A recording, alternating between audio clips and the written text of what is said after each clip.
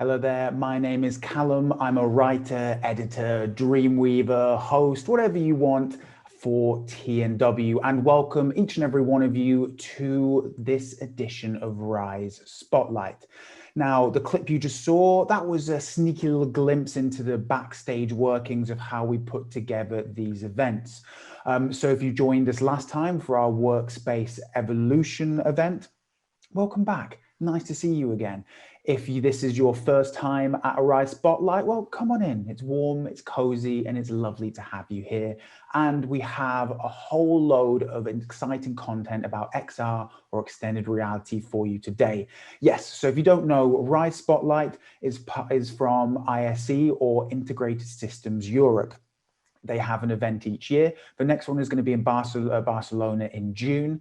And basically, each one of these Rise Spotlight events, we take a deep dive into an area that's covered at that show. So I've already mentioned we're covering XR and extended reality today. We have something delicious for you. It is the ISE Reporter Roundtable. And this is all about immersive tech in action. And we're joined by 4 exciting speakers from the USA, Ireland, England and Amsterdam to explain parts of the field and what they're up to and how they're currently using XR. Following this, we have a live Q&A from the audience. So if you have a question, drop that in the chat. More information on that in a minute. They are Tony from Unity, Cathy, the founder of INCISIV, Raphael, who works for the NHS, and Travis from MediaMonks. And each of them have a 5-minute presentation where they're going to really kind of introduce themselves a bit more, talk about what they're getting up to, how effectively all of them are shaping this emerging field of extended reality now. And then after that, we'll move into a broader panel discussion. So if you have any questions throughout any of the presentations, make sure you add Q&A in the chat box. But next up, we have Dr. Raphael Olaya. As he's a doctor, works for the NHS, and he was also a data scientist. And are you there, Raphael? Hi there. Greetings, everyone. Hi there. Should I take it away? Yeah, please take it away. Yeah, brilliant. So greetings, everyone. It's a pleasure to speak to everyone today. And I'm going to talk about virtual reality in healthcare. And of course, healthcare is probably the largest industry in the world and so complex, and there's so many different facets to it. So the area that my particular expertise is simulation medical training, particularly in emergency skills. So that's what I'm going to be talking about. So over the last 5 years, I've been fortunate enough to interact with VR in healthcare from a spectrum of different perspectives. As an audacious developer, on the Unreal platform, as a product manager, a salesperson, a skeptic, and an academic, and most importantly, as a learning healthcare professional. And the 2 specific areas of valuable insight that I want to talk about mostly today, from my perspective, is the challenges of virtual reality in healthcare, and also the untapped opportunity that's yet to be further tapped. So I'm an NHS emergency medical doctor in London and a data scientist at UCL.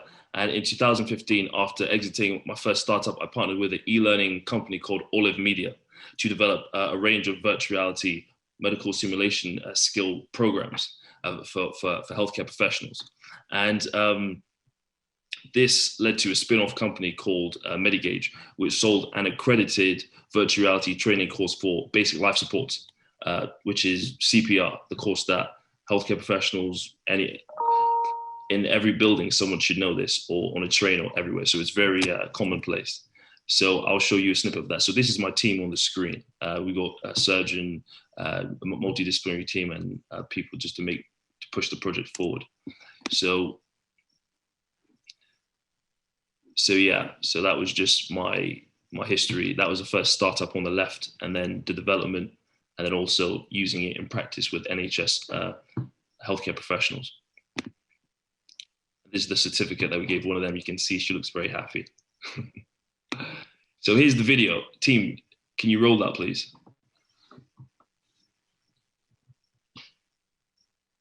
You're at Medigage City Teaching Hospital.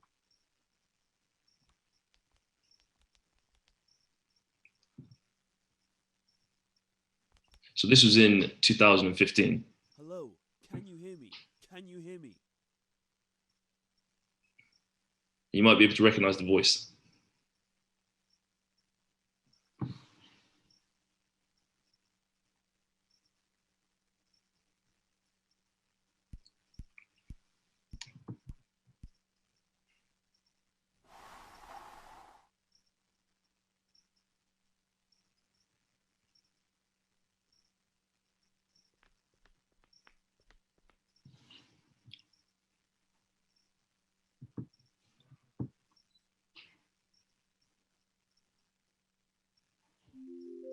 MediGauge.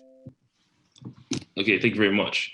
So alongside the commercial effort of trying to push this to NHS healthcare professionals, there was also an academic endeavor to really quantify how effective this was. Because as I was presenting at different conferences, I was noticing a lot of pushback, some reasonable and some unreasonable, but it still presented itself, presented virtual reality in healthcare with a challenge that had to be traversed to introduce virtual reality on a level that medical students could really enjoy it. So so we published a study on one of the GP practices it was more quantitative, and we published that in a book on, as you can see on the screen, new perspectives on virtual reality and augmented reality. So the challenges, that's really what I want to talk about, because that's what I think is most of value. And so first of all, I'm going to split it into two different areas, the product and the culture, so of healthcare and how that is a challenge. So first of all, the product, the novelty of virtual reality, even though it's great, and virtual reality and technology enthusiasts in healthcare and outside healthcare definitely want to introduce it. That doesn't seem strong enough to actually be a driving factor to introduce it. What needs to be focused on, in my experience, is the effectiveness and how it's different to other traditional methods of medical emergency simulation training. So, and that effectiveness is in particular areas. From an academic perspective, there's many different factors when it comes to learning, of course. And when it comes to medical learning, there's many different areas that are important. So virtual reality, it's got a specific opportunity to be better than other types of learning.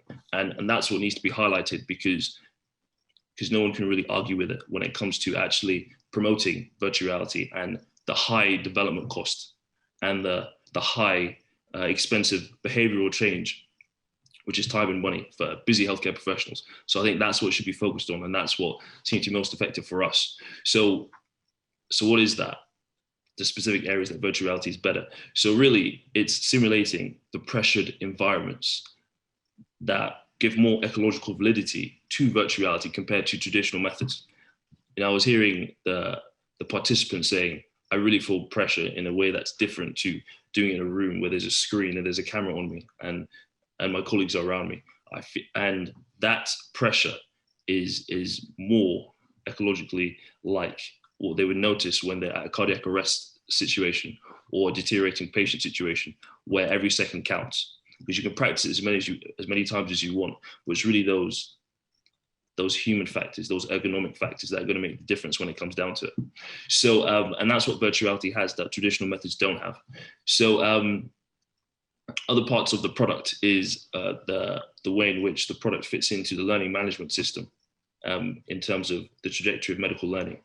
So that's really got to fit into the learning management system in a way that is easy and time efficient, because that's one of the big factors when it comes to healthcare gatekeepers, the people that make the decision when it comes to the funding and introducing these new technologies.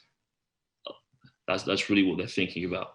That's a big factor. So other parts of the product that are important are really have really developed since 2015-16 that caused the issue for me and my team. That was latency. That was the trying to maximize the suspension of disbelief, which refers to the distance, the mental distance of actually believing what's in front of you. And right now, I think it's a lot better. So that's not really an issue.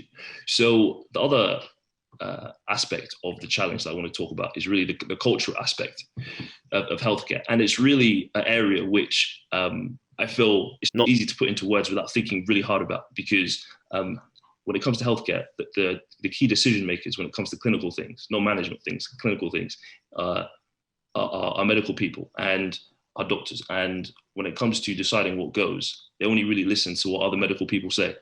So when I was pushing this product, they said that I came across as more of a salesperson, and it created a barrier between me and them. And to bridge that gap, it's really trying to understand what their main, what the risks are in their mind. And what it is really is okay, if all the money is invested in this product, how are we going to know if it's effective or not? So really, to bridge this challenge is to come at it from more of a collaborative approach. I feel a collaboration really takes the commercial aspect out of it, which of course is difficult, and sometimes it's difficult when it comes to raising funds and development. However, I think it's necessary, because I think right now some great products are available that are really, really, really effective. However, they seem to be more from a commercial perspective, which is creating an unnecessary barrier, which is quite annoying. So other aspects of culture is I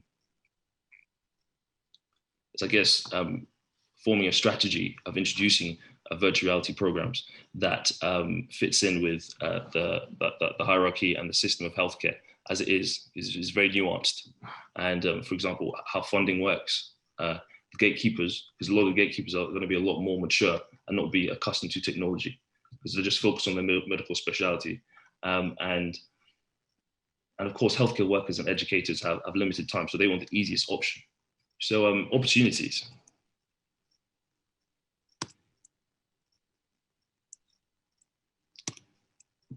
Okay, so opportunities. So as a data scientist, I've been exposed to some of the great work in machine learning, artificial intelligence in healthcare from a clinical perspective and a learning perspective and different perspectives. And I've really been able to make the connection between virtual reality in a way which I think only people that have been able to have gone deeper in both aspects can really understand. And I think one of the main effectiveness aspects of virtual reality in healthcare is the unpredictability of what is in real life, and artificial intelligence can help us bridge that, and also can provide a personalized learning experience for each user, accustomed to what's best for them. So, and also the unpredictability and the personal characteristics of each patient. So, and we can learn from what works best, which there's unknown factor, there's unknownness, and there's no way we can know what works best. So machine learning can help us there. So right now I feel enough mistakes have been made when it comes to virtual reality in healthcare that have been detrimental. But the good thing about that is that we can learn from that and look at the case studies, whether it be academic or from other companies that have been and gone. And the great thing is that the new generation of healthcare professionals, doctors, medical students, and new management, they're excited about it, but they need to be approached in the right way. And the funding's there and the excitement's there. So I feel the time is now really, and the users are digitally competent to use these things, and before they weren't really. So so predictions for me is the tipping point of virtual reality in healthcare. Part of that is going to be to do with artificial intelligence and machine learning when it comes to the products themselves, and it's going to increase the effectiveness substantially, and it's going to be part of the golden app or the golden product or whatever we want to call it. And another part of the tipping point is going to be a collaborative effort from academic aspects of healthcare, and that's going to really reduce the friction when it comes to introducing these products and virtual reality programs for learning. So yeah, thank you everyone for listening. Back to you, Callum. Thank you very much, Raphael. Yeah, I'd love to have tried that kind of VR interactive like CPR thing, because I've done plenty of those sort of activities before, but always on just one of those kind of plastic models, and it's always quite hard to know how hard you're pressing and whether you're pressing enough. So I can see how having that direct feedback would be super helpful.